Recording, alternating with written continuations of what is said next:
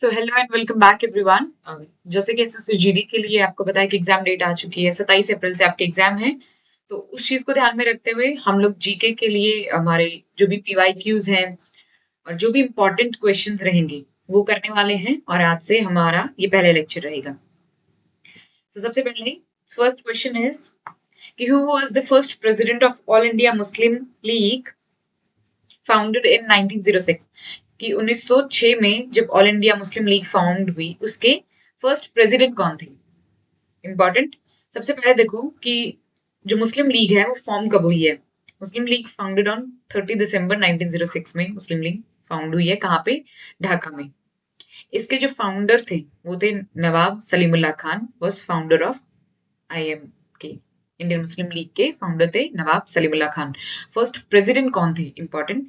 Sir Aga Khan was the first president of Indian Muslim league, और ये आपसे पूछा गया है कि who was the president of Muslim League at the time of 906, जब वो फॉर्म हुई है। तो प्रेसिडेंट कौन थे? First president Aga Khan the third. Aga Khan third was the president of All India Muslim league, और इसका जो हेडक्वार्टर था कहाँ पे था?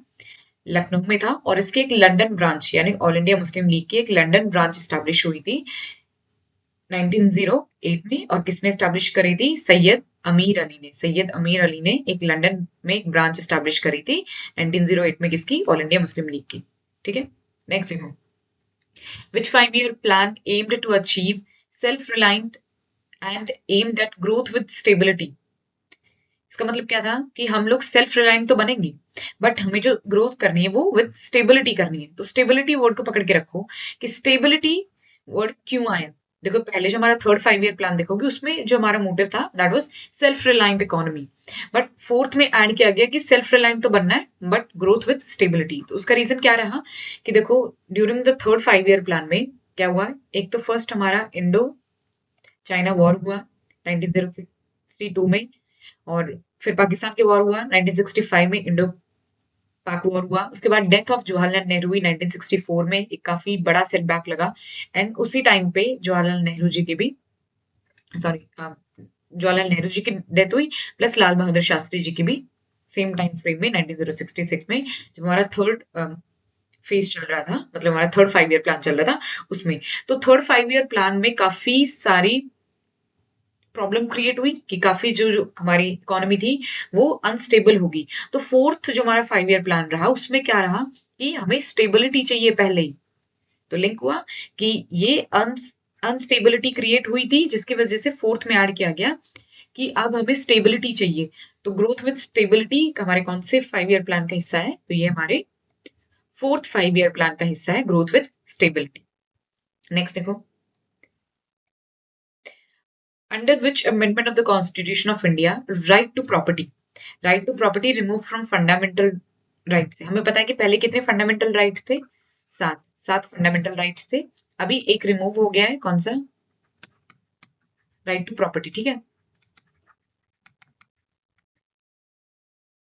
राइट टू प्रॉपर्टी रिमूव हो गया है। तो अभी राइट टू प्रॉपर्टी कौन सा राइट है फिर हमारा, अगर फंडामेंटल राइट नहीं है?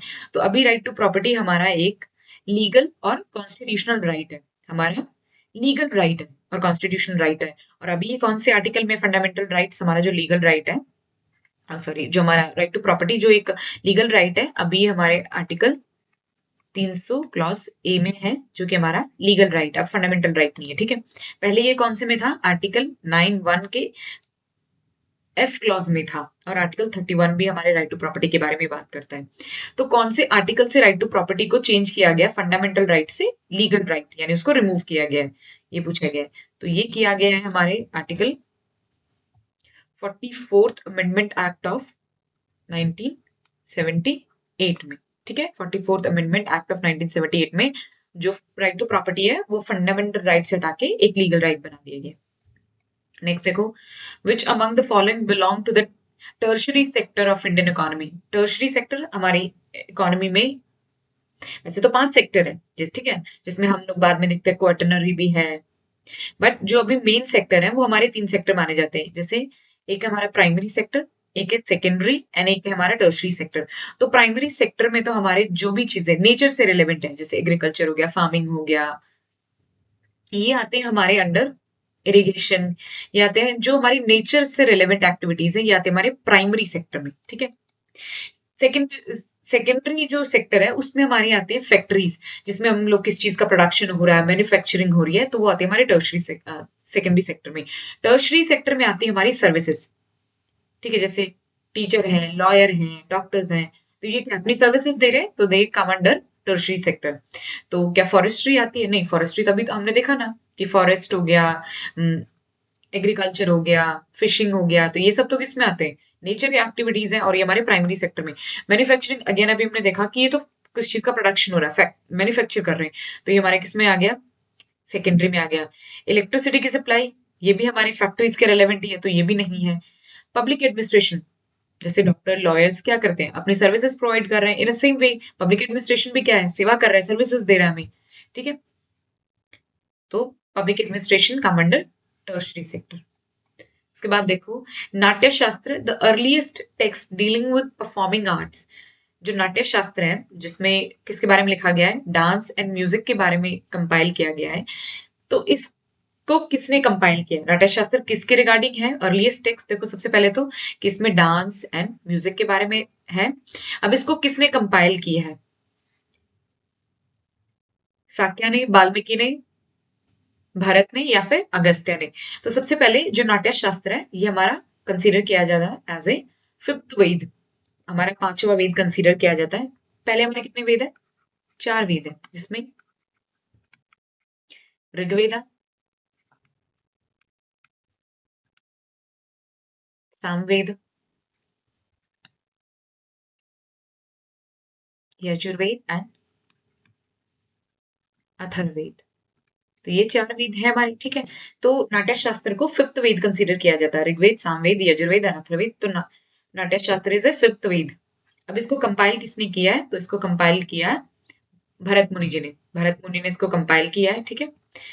और देखो जैसे वाल्मीकि ने रामायण कंपाइल की है, याद रहेगा, नाट्य शास्त्र कंपाइल बाय भरत मुनि।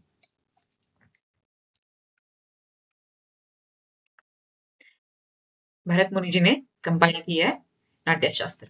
नेक्स्ट देखो, who was the most famous Shaka ruler known for his inscription at Girnar? कौन सा शाका रूलर? शाका रूलर जो बाहर से इन्वेड किए थे, जैसे हम ग्रीक्स आए थे, ठीक है, ग्रीक्स के बाद हमारे पास शाका आए थे, देन पार्थियंस आए थे, ये रही थी, एंड देन लास्ट में आए थे कुशान्स, ठीक है।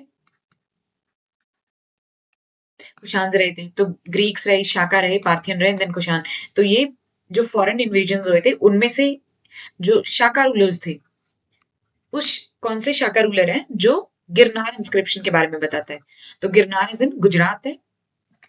तो गिरनार जो इंस्क्रिप्शन है वो कौन से रूलर के बारे में बताता है? वो है रुद्रदमन दी वन के बारे में। रुद्रदमन वन के बारे में बताते हैं गिरनार के जो रॉक इंस्क्रिप्शन हैं। अब रुद्रदमन वन के बारे में क्या लिखा गया है इस गिरनार इंस्क्रिप्शन में? ये लिखा गया है कि जो ये गिरनार रॉक इंस्क्रिप्शन है इसमें इन्होंने लेक की रिपेयरमेंट कराई थी, एक लेक की रिपेयरमेंट कराई थी, दैट इज सुदर्शन लेक। तो किसने कराई थी? रुद्रदमन वन ने सुदर्शन लेक की रिपेयरमेंट कराई थी, जो कि किसमें लिखी गई है? गिरनार रॉक इंस्क्रिप्शन में लिखी गई है, जो कहाँ पे है? गुजरात में।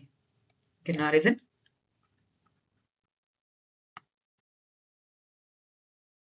गुजरात, ठीक। नेक्स्ट देखो, who was the key focus, what was the key focus of the first 5 year plan? First 5 year plan जो 1951 से 56 तक चला, तो पहले 5 year प्लान का मोटिव क्या था? देखो आफ्टर इंडिपेंडेंस ये हमारा फर्स्ट 5 year प्लान था।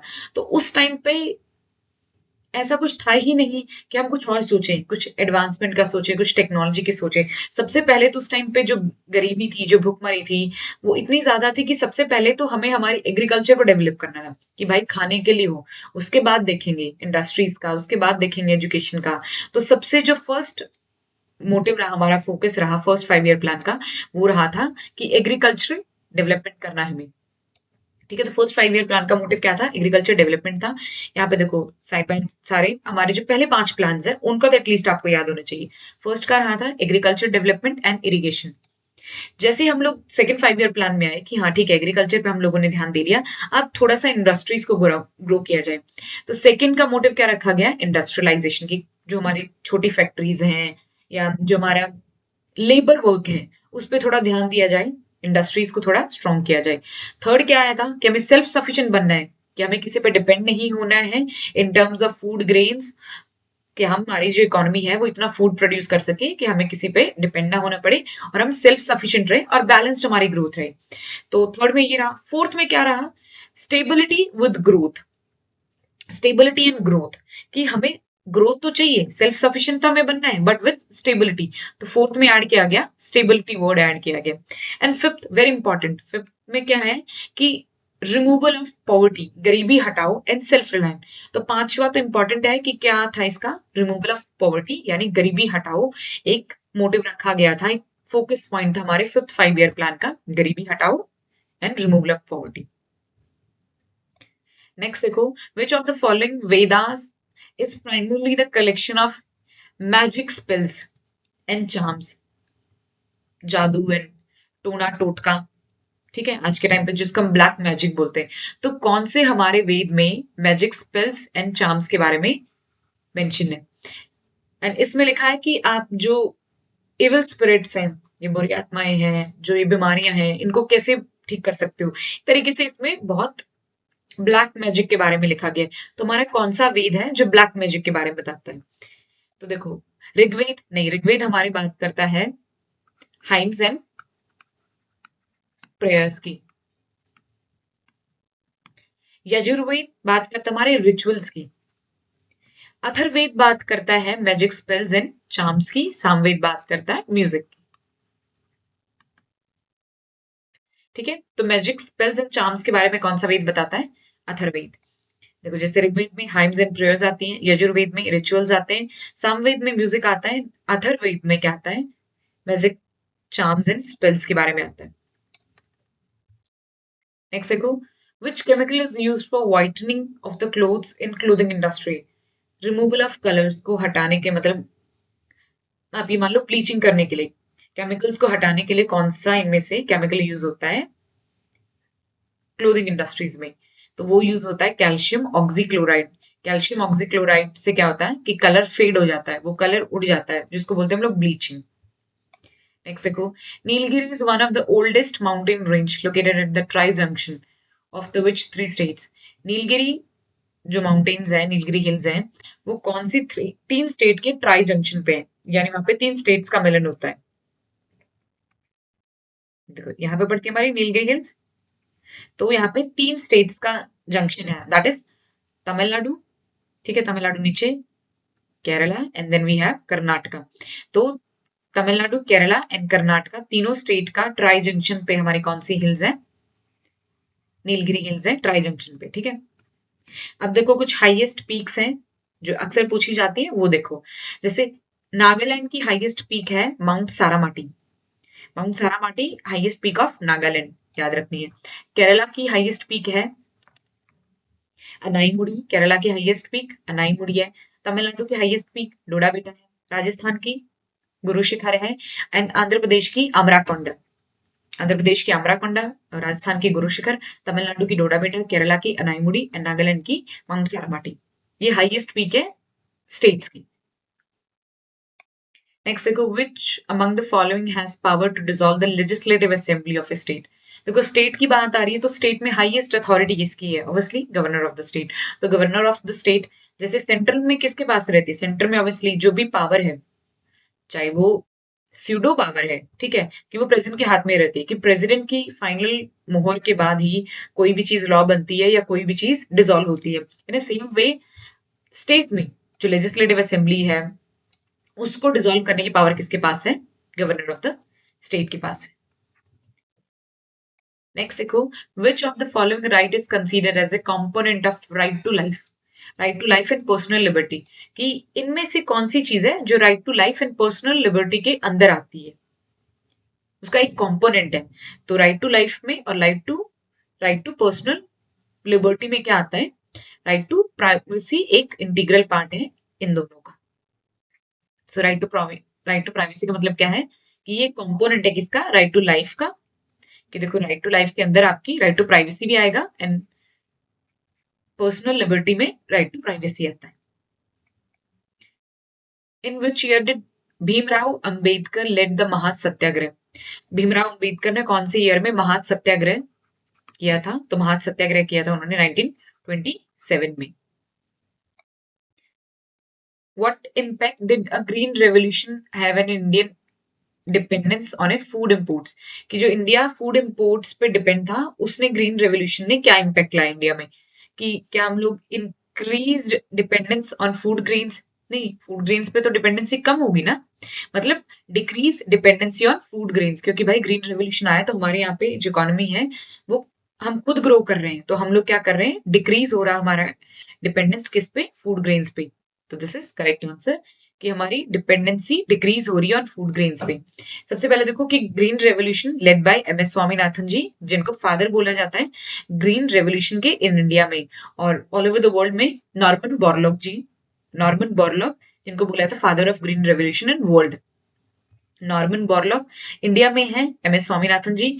अब ग्रीन रेवोल्यूशन में क्या हुआ था? यूज ऑफ HYV सीड्स, और जिससे सबसे ज्यादा किस क्रॉप को बेनिफिट हुआ था? व्हीट, यानी जो गेहूं की फसल है उसको सबसे ज्यादा बेनिफिट हुआ था ग्रीन रेवोल्यूशन के टाइम पे। और इसने क्या करी थी? हमारी डिपेंडेंसी डिक्रीज करी थी फूड इंपोर्ट्स पे, कि जो हम बाहर से खाना, ये जो फूड ग्रेन्स इंपोर्ट कर रहे थे वो कम हो जाएगा, क्योंकि हम खुद ही प्रोड्यूस कर पाएंगे। The constituent assembly met for the first time. Okay, जो हमारी कॉन्स्टिट्यूशन असेंबली थी वो पहली बार कब मिली थी? तो फर्स्ट टाइम जो हमारी कॉन्स्टिट्यूशन असेंबली मिली थी वो मिली थी 9 दिसंबर में। 9 दिसंबर 1946 में फर्स्ट टाइम कॉन्स्टिट्यूशन असेंबली मिली थी। और इस 9 दिसंबर 1946 में first time doctor Sachchidanand Sinha वो selected as a temporary president, क्योंकि ये सबसे सीनियर थे, तो सबसे पहले इनको बनाया गया टेम्पररी प्रेसिडेंट। 2 दिन बाद ऑन 11th ऑफ दिसंबर 1946 में Rajendra Prasad was elected as permanent president, क्योंकि जैसे एक बार असेंबली मिली तो 2 दिन के बाद आपसी सहमति से वहां पे जो भी वोटिंग निकली उससे डॉक्टर राजेंद्र प्रसाद को परमानेंट प्रेसिडेंट बनाया गया, सच्चिदानंद सिन्हा जी को 2 दिन के लिए टेम्पररी प्रेसिडेंट बनाया गया था। और फर्स्ट मीटिंग हुई थी इनकी 9 दिसंबर 1946 में। नेक्स्ट देखो, the attorney general of India provides legal advice to. Attorney general legal advice provide करते हैं, किसको करते हैं? यूनियन गवर्नमेंट को। अटॉर्नी जनरल आप ये मान लो कि हमारी जो यूनियन गवर्नमेंट है उसके लॉयर हैं, तो ये अपनी जो भी एडवाइसेस हैं लीगल सर्विसेज प्रोवाइड करते हैं, किसको? यूनियन गवर्नमेंट को। अब अटॉर्नी जनरल आते कौन से आर्टिकल में है? इनके लिए आर्टिकल है article 76 of Indian constitution establish the office of attorney general. इनको अपॉइंट करते हैं, प्रेसिडेंट ऑफ इंडिया अपॉइंट करते हैं, और जिनका टेन्योर रहता है, अब देखो इनको प्रेसिडेंट अपॉइंट कर रहे हैं तो मतलब इनका टेन्योर कोई फिक्स टेन्योर नहीं है, जब तक ये प्रेसिडेंट के अंडर है, द प्लेजर ऑफ प्रेसिडेंट में है, तब तक इनका टेन्योर रहेगा, ठीक है। और first attorney general was MC Setalvad ji, was first attorney general MC Setalvad. Next देखो, according to the Vishnu Puranas who was the Chandragupta Maurya's mother. कि विष्णु पुराण में जो चंद्रगुप्त मौर्य, ठीक है, जो फाउंडर नहीं मतलब one of the most important ruler थे मौर्यन डायनेस्टी के, चंद्रगुप्त वन, तो इनके जो मदर थी वो बेसिकली क्या थी? क्या वो डॉटर थी एक ब्राह्मण की, the wife of a Nanda king, Nandas की? नहीं, नंदास को तो डिथ्रोन किया था चंद्रगुप्त मौर्य ने with the help of Kautilya. या फिर वो एक मूरा थी, the daughter of A Hunter, और एक ग्रीक नोबल वुमेन थी? नहीं, वो एक मूरा डॉटर ऑफ हंटर थी। ऐसा माना जाता है कि कहीं ना कहीं ये शूद्र क्लैन से थी।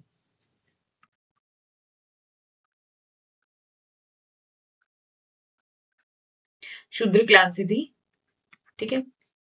और ये एक इनकी मदर, डॉटर थी एक हंटर की, मूरा, और वहां से नाम पड़ा Chandragupta Maurya. When was the first 5-year plan launched in India? First 5-year plan कब लॉन्च हुआ? अभी हमने देखा था 1951 से लेके 1956 तक हमारा फर्स्ट 5-year प्लान रहा था, ठीक है। तो 1951 में हमारा फर्स्ट 5-year प्लान रहा, फिर 56 से लेके 61 तक हमारा सेकेंड 5-year प्लान चला था, फिर 61 से लेके 66 तक हमारा थर्ड 5-year प्लान चला था, एंड देन उसके बाद हमारी क्या आई थी? प्लान हॉलीडेज, ठीक है। उसके बाद क्या आई थी हमारी? Plan holidays. नेक्स्ट देखो, The Government of India Act 1935 provide for the how many list of division of power between federation. Federation यानी सेंट्रल गवर्नमेंट और जो प्रोविंसेस थे 1935 में, प्रोविंसेस थे। अब प्रोविंसेस मतलब ये मान लो स्टेट्स, तो सेंट्रल गवर्नमेंट और स्टेट्स में 1935 के एक्ट के अकॉर्डिंग कितनी लिस्ट में डिवीजन हुआ था कि कितनी लिस्ट बनाई गई थी? तो ये बनाई गई थी 3 लिस्ट, जिसमें 3 लिस्ट में पहली कौन सी थी? फेडरल लिस्ट, फेडरल यानी सेंट्रल लिस्ट। उसके बाद सॉरी उसके बाद रहे हमारे प्रोविंसेस लिस्ट, प्रोविंसेस यानी स्टेट लिस्ट। एंड देन आई कॉन्करेंट लिस्ट, जो मतलब जिन पे दोनों फेडरल और जो प्रोविंसेस के दोनों सब्जेक्ट रहेंगे, मतलब इस पे हमारी सेंट्रल गवर्नमेंट और प्लस जो प्रोविंसेस हैं वो दोनों ही इस पे लॉ बना सकते हैं। तो 3 लिस्ट निकली थी, एक आई थी फेडरल लिस्ट, एक आई थी प्रोविंशियल लिस्ट, एक आई थी कंकरेंट लिस्ट। लास्ट देखो, the quit India resolution was pass during which session of Indian national Congress? कौन से सेशन में जो इंडिया का क्विट इंडिया रेजोल्यूशन था, क्विट इंडिया रेजोल्यूशन वो पास किया गया था? देखो, क्विट इंडिया रेजोल्यूशन का जो डेट है वो कब हुई थी? हुई थी 8 अगस्त 1952 में लॉन्च किया गया था, और इसमें स्लोगन दिया गया था डू और डाई बाय महात्मा गांधी। ठीक है, और ये फाइनल मास स्ट्रगल था, यानी इसके बाद तो इंडिया को अंग्रेजों को छोड़ना ही पड़ा था, क्विट इंडिया मूवमेंट। और 1942 में हुआ था, डू और डाई का स्लोगन दिया था महात्मा गांधी ने। और ये कौन से सेशन में हुआ था? तो ये हुआ था हमारे बॉम्बे सेशन में, बॉम्बे सेशन, ग्वालियर टैंक पे।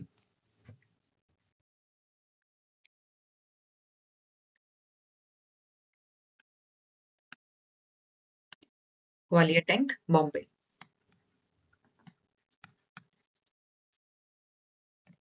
So that was all for today. Thank you so much everyone. मिलते हैं कल। Thank you.